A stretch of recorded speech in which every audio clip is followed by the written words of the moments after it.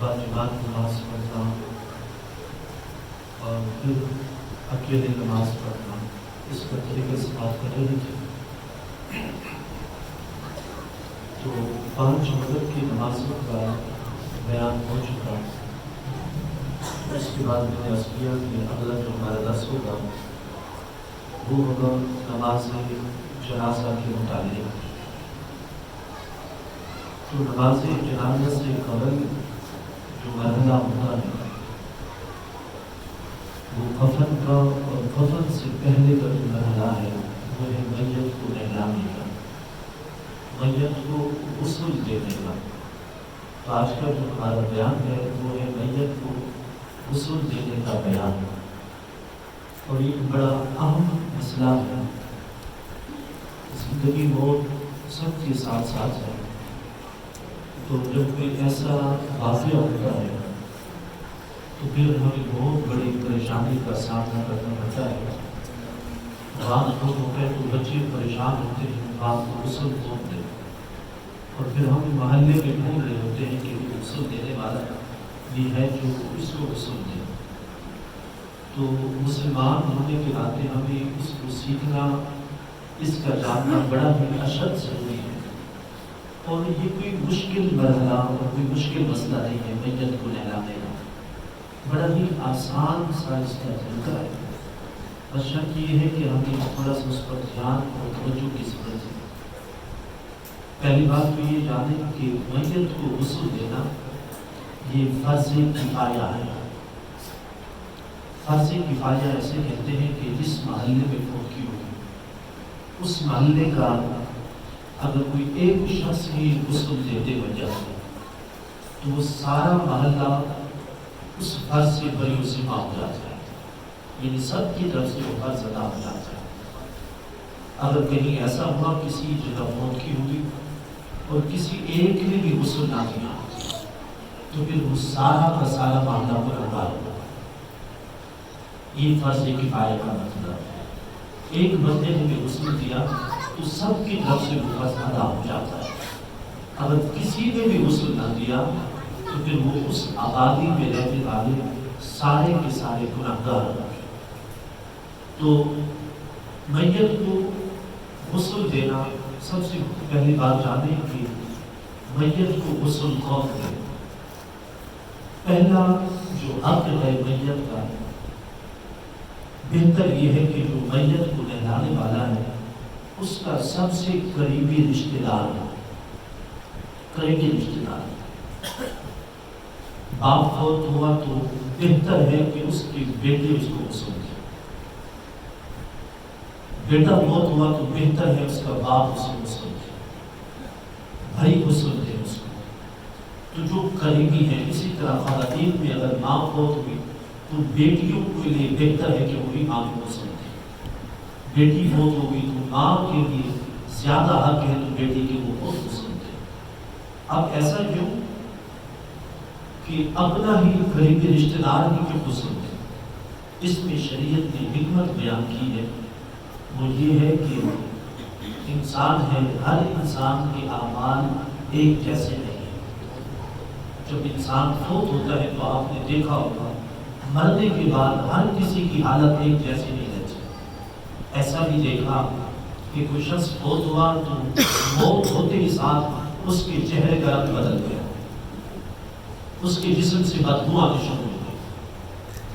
تو کہا اپنا غسل دے، اللہ نہ کرے، اللہ نہ کرے اگر کسی کو مرنے کے بعد کوئی حالت بدل بھی جاتی ہے تو غسل دینے والا اپنا ہوگا، اس کے پردہ ڈال دے۔ اگر کوئی ایسی اللہ نہ کرے حالت پیدا ہو بھی گئی تو غسل دینے والا اگر باپ ہوگا تو باپ بیٹے کا وہ عیب دیکھ کر لوگوں کے سامنے بیان نہیں کرے گا۔ بیٹا غسل دے رہا ہے تو باپ کا کوئی اللہ نہ کرے عیب نظر آ گیا دوران غسل، تو بیٹا اس عیب کو لوگوں کے سامنے بیان نہیں کرے گا، پردہ ڈالے گا۔ تو اس لیے حکم ہے کہ غسل دینے والا اپنا، نمبر 1، اور نمبر 2 اپنا غسل دینے والا کیوں؟ اس لیے کہ جب بیٹے کو غسل باپ دے رہا ہے، جس طرح باپ غسل دے گا بڑی احتیاط کے ساتھ، بڑی ہی نرمی کے ساتھ، بڑی شفقت کے ساتھ، بڑی محبت کے ساتھ، جس طرح باپ بیٹے کو غسل دے کر خیر دے دے گا، اسی طرح باپ فوت ہوا تو باپ کو جس طرح بیٹا غسل دے گا، محبت سے، پیار سے، احتیاط کے ساتھ، ہر چیز کو مد نظر رکھتے ہوئے، جتنا بیٹا کو یاد رکھے گا کوئی دوسرا نہیں رکھے گا۔ اس لیے حکم ہے کہ غسل دینے والا اپنا شخص ہو۔ اور دوسرا ساتھ یہ بھی سن لیں کہ اگر دوران غسل کسی میت کی کوئی خوبی نظر آیا، خوبی سے مراد آپ غسل دے رہے ہیں کہ ایک عجیب سی خوشبو آنے لگی جو پہلے نہیں تھی، آپ نے دیکھا کہ عجب قسم کی خوشبو آ رہی ہے، تو یہ میت کی جو خوبی ہے لوگوں کے سامنے بیان کرے۔ اور اسی طرح آپ نے دیکھا کہ میت کا چہرہ زندگی میں ایسا نہیں تھا، جیسے آپ غسل دے رہے ہیں تو اس کا چہرہ چمک اٹھا، تو آپ نے اس کے چمک کا چہرہ دیکھا تو لوگوں کے سامنے بیان کریں تاکہ لوگ بھی اس کی خوبیاں بیان کریں۔ اور حدیث پاک میں ہے، لوگوں اللہ کے رسول نے فرمایا اپنی مردوں کی خوبیاں بیان کیا کرو، ان کو اچھا کہا کرو۔ اور ایک روایت میں آتے جسے 40 بندے اچھا کہتے گواہی دے دے کہ یہ اچھا ہے تو اللہ بھی اپنی بارگاہ میں اسے اچھا لکھ دیتا ہے۔ تو اپنی مردوں کی خوبیاں بیان کرو، اور اگر کوئی برائی دیکھو تو اس پہ پردہ ڈالنا، لوگوں کے سامنے اس کا عیب بیان کرنا۔ ہاں چند صورتیں ہیں جو میت کے عیب لوگوں کے سامنے بیان کرنے کی شریعت کی اجازت ہے، وہ جائز ہے۔ وہ کیا ہے؟ نمبر 1، اگر کوئی بد مذہب کر گیا، یعنی ایسا شخص جو زندگی میں نبی پاک کی گستاخیاں کرتا تھا، صحابہ کرام کی گستاخیاں کرتا تھا، اہل بیت کو برا بھلا کہتا تھا، ایسا کوئی بد مذہب اولیاء کا دشمن تھا، ولیوں کو برا بھلا کہتا تھا، اگر ایسا کوئی بد مذہب کر گیا تو اس کے اندر کوئی عیب ظاہر ہو گیا، تو اس عیب کو لوگوں کے سامنے بیان کرو تاکہ لوگ اس سے عبرت حاصل کریں اور اللہ کے نبی ولی کی دشمنی سے باز کریں۔ اور اسی طرح کوئی جابر ظالم بادشاہ مر گیا جو لوگوں پر ظلم کے پہاڑ گراتا ہے، اپنے آپ کو فرعون سمجھتا تھا، اگر ایسے کوئی جابر ظالم بادشاہ مر جائے اور اس کے اندر کوئی آپ کو عیب نظر آئے مرنے کے بعد، تو شریعت کہتی ہے یہ بھی لوگوں کے سامنے بیان کرو تاکہ بعد میں آنے والا کوئی بھی حکمران بادشاہ بنے تو وہ اس کو دیکھ کر اس سے عبرت حاصل کرے۔ تو یہ چند ایک چیزیں میں نے آپ کے سامنے، تو میت کو نہلانا جو ہے فرض کفایہ ہے، اور پورے بدن پر سر سے لے کر پاؤں تک ایک بار سارے بدن پر پانی بہانا یہ فرض ہے، اور 3 بار پورا جسم میت کو دھونا یہ سنت ہے۔ اگر کوئی ایک مرتبہ ہی پورے جسم کو پانی سے دھو ڈالتا ہے تو فرض ادا ہو جائے گا، یہ نہیں کہ غسل نہیں ہو، اس کا غسل ہو جائے گا۔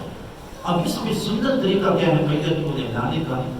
سنت طریقہ یہ ہے کہ جس چارپائی پر یا جس تختے پر آپ نے میت کو غسل دینا ہے وہ تختہ آپ اس طرح رکھیں جس طرح میت کو قبر میں آپ نے ڈالتے ہیں، جس طرح قبر بناتے ہیں۔ اب قبر کیسی ہوتی ہے؟ شمال اور جنوب، یعنی مشرق مغرب نہیں ہوتی۔ میت کا نہ منہ کعبہ کی طرف ہوتی ہے نہ پاؤں کعبہ کی طرف ہوتا ہے، شمال اور جنوب میت کی قبر بنتی ہے۔ تو بہتر یہی ہے، فرض واجب نہیں ہے، یہ یاد رکھیں۔ شریعت کی افضل بہتر یہی ہے کہ اس کا تختہ جس پر غسل دینا ہے، گڈھا چارپائی، وہ بھی اسی طرح رکھی جائے، یعنی شمال اور جنوب۔ اگر گھر میں کوئی ایسی جگہ نہیں بنتی تو آپ مشرق مغرب بھی کر دیں تو کوئی گناہ نہیں ہے، یہ بھی یاد رکھیں۔ بہتر یہی ہے کہ شمال جنوب گڈھا بچھائے، اور وہ جو گڈھا ہے جس پر میت کو آپ نے غسل دینا ہے، کسی برتن کے اندر کوئی خوشبو سلگا دیں، کوئی خوشبو کستوری کی، جو خوشبو پاک صاف پاکیزہ خوشبو، الکحل سے پاک، جو خوشبو آپ کو آسانی سے میسر ہو وہ کسی برتن میں سلگا لیں، اس کی دھونی لے آئیں، یعنی اس تختے کے ارد گرد وہ خوشبو کا برتن لے کے دھونے والا اس کے ارد گرد اس کو 3 بار 5 بار یا 7 بار گھمائے، تاکہ وہ پوری جو جگہ ہے، پورا جو ایک ایریا ہے، وہاں سے خوشبو ہی خوشبو ہو جائے۔ اب یہ کیوں ہے؟ شریعت نے اس لیے یہ کہا خوشبو لگا لے تاکہ اللہ نہ کرے اگر غسل کے دوران میت کے بدبو جسم سے کوئی بدبو پیدا بھی ہو جائے تو غسل دینے والے پریشانی کا شکار نہ، ان کو اذیت نہ پہنچے اور وہ غسل سے دور نہ بھاگے، وہ آسانی کے ساتھ، تاکہ خوشبو کے ماحول میں رہ کر میت کو غسل دے سکے۔ تو سنت ہے کہ اس چارپائی یا پٹے کے ارد گرد خوشبو کو سلگایا جائے اور 3 بار پورے چارپائی کے ارد گرد گھما لے یا پٹا جس پر غسل دے دے، 3 بار یا 5 بار یا 7 بار، یہ مستحب اور بہتر عمل ہے۔ اور اس کے بعد اسی تختے پر آپ میت کو لٹائیں، اس کے لباس، اس کے کپڑے اتار دیں، ناف سے لے کر گھٹنوں تک کسی کپڑے کے ساتھ میت کا جسم چھپا دے، اتنا حصہ، ناف سے لے کر گھٹنوں تک، یہ 2-4 دن پہلے بھی میں نے بتایا، اتنا حصہ مردوں کے لیے چھپانا فرض ہے، چاہے تو زندہ بھی ہے، ناف سے لے کر گھٹنوں تک۔ تو اسی طرح میت کے باقی لباس اتار دیں، ناف سے لے کر گھٹنوں تک کا جو اس کا بدن ہے اس کو کسی کپڑے کے ساتھ ڈھانپ لیں، چھپا دیں۔ اور ارد گرد بعض لوگ سمجھتے ہیں کہ کتنے لوگ ہونے چاہیے غسل دینے کے لیے، شریعت نے کوئی حد مقرر نہیں کی، جتنے آسانی کے ساتھ غسل دینے والے کے ساتھ مددگار ہو سکتے اتنے کھڑے ہو جائیں۔ اب آپ سمجھتے ہیں کہ ہم 5 بندے مل کر آسانی کے ساتھ غسل دے سکتے ہیں، تو 5 سے زیادہ بلا سبب کسی کو شامل نہ کریں۔ اگر کوئی سمجھتے کہ ہم 4 لوگ ہی دے سکتے ہیں تو شریعت نے اس پہ چھوٹ رکھی ہے، کوئی حد مقرر نہیں کی کہ 5 بندے ہوں 10 بندے ہوں، جتنے بندے آسانی کے ساتھ۔ تو اس کے لیے جب آپ میت کو جہاں پہ غسل دے رہے ہیں، بہتر یہ ہے کہ اس کے ارد گرد کپڑے سے پردہ کریں تاکہ میت کا بدن غسل دینے والوں کے علاوہ باقی جو لوگ ہیں ان کو دکھائی نہ دے۔ تو وہاں پہ کوئی پردے کا ماحول بنا لے اور میت کو وہاں پہ لٹا دیں، ناف سے لے کر گھٹنوں تک اتنے بدن کے حصے پر اوپر کپڑا ڈال تاکہ وہ ایک پردہ رہے۔ اور پھر جو غسل دینے والا ہے، پہلے زمانے میں تھا کہ اپنے ہاتھوں پر کپڑا لپیٹ لیتا تھا، اب چونکہ جدید دور ہے تو دستانے بھی مل جاتے ہیں، تو غسل دینے والا اپنے ہاتھوں پر دستانے چڑھا دے، دستانے پہننے کے بعد میت کو غسل دے۔ اب غسل دیتے ہوئے اب یہ طریقہ شروع ہو گیا، اب یہ آسان ہے، اب تھوڑی بھی توجہ کر دینا، اللہ نہ کرے کبھی بھی کوئی زندگی میں نے بتایا کل نفس ذائقۃ الموت، یہ تو اللہ کا سچا قول ہے، مرنا تو سب نے ہے۔ تو جب کبھی ایسا واقعہ ہو تو پھر پریشانی نہیں ہوگی کہ کسی کو ڈھونڈے مارنے میں غسل کون دیتا ہے، کوئی دیتا ہے نہیں دیتا، تو اس پریشانی سے بھی بچ جائیں گے اگر یہ آسان لیتے ہیں یہاں سے۔ تو سب سے پہلے میت کا استنجا کرنا ہے۔ اب استنجا مستحب ہے کہ اگر آپ کو مٹی کے ڈیلے مل جاتے ہیں تو مٹی کے ڈیلے کے ساتھ 3 ڈیلے استعمال کریں، اس سے میت کا استنجا کرنا، اور اس کے بعد پھر پانی کے ساتھ میت کا استنجا کرنا، اور اس میں ایک شخص ایک ہاتھ میں لوٹا پکڑ دے اور دوسرے ہاتھ سے میت کا استنجا کروا دے، اور باقی اس کے جو مددگار ہیں اس کو پانی بھر بھر کے دیتے رہے، ساتھ اس کی ہیلپ کرتے رہے، اس کو سامنے پکڑاتے رہے، پانی دیتے رہے۔ تو میت کو استنجا کروائیں، اور استنجا کروانے کے بعد میت کا غسل کروائیں جیسے آپ نماز کے لیے غسل کرتے ہیں۔ اب اس میں تھوڑا سا فرق ہے، جب زندہ لوگ نماز کے لیے غسل کرتے ہیں تو اس میں پہلے ہم دونوں ہاتھ دھوتے ہیں، پھر کلی کرتے ہیں، پھر ناک میں پانی ڈالتے ہیں۔